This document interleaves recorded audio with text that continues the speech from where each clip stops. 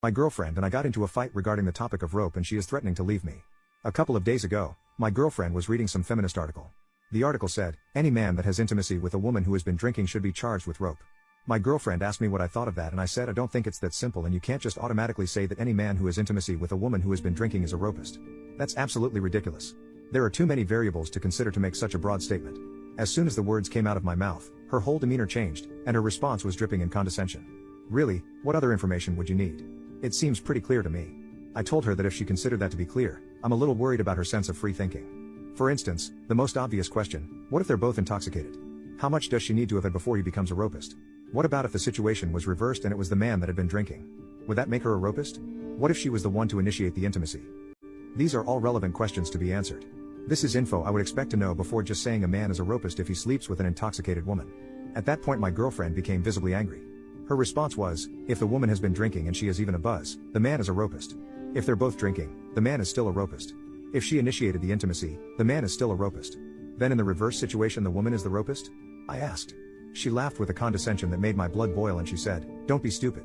The only way a woman could rope a man is if she had a gun or something and put something up his back door. If he gets a stiffy, it's not rope. I was and still am floored by her hypocrisy and ignorance.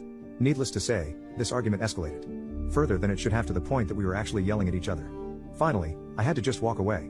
I went for a walk and when I got back, she was sitting on the couch.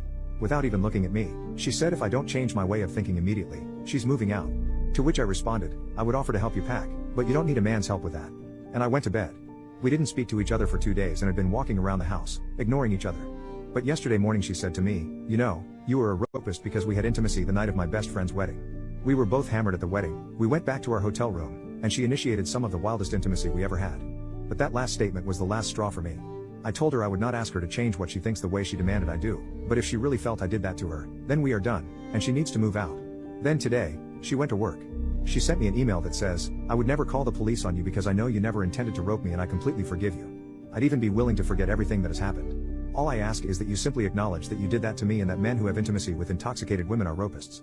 That's all I'm asking. I did not, nor will I respond to that. Later on, I received another email from my girlfriend. In it she said, after talking to my mom and my sister, they both told me I should be ashamed of myself for even thinking that you had did that to me. And I've given it some thought, and I no longer think that. I'm sorry for saying that. I know you would never do that to me. I gave some thought to it and this time I did respond. I said, thank you for the apology. And your apology is accepted. Unfortunately, I still can't continue in the relationship. I'm relieved that you no longer feel that way, but it was because your mom and sister told you it was wrong. That doesn't take away from the fact you did believe it, and if they had not said what they said or even if they agreed with you, you would still feel that way, and that is something I cannot rectify in my heart. I feel as though you are a stranger to me and not a stranger I have any desire to get to know. Sometimes what you say cannot be fixed with I'm sorry. This is one of those times. I wish nothing but the best for you and I hope you find someone that will make you happy. I can't be that person. She has not responded.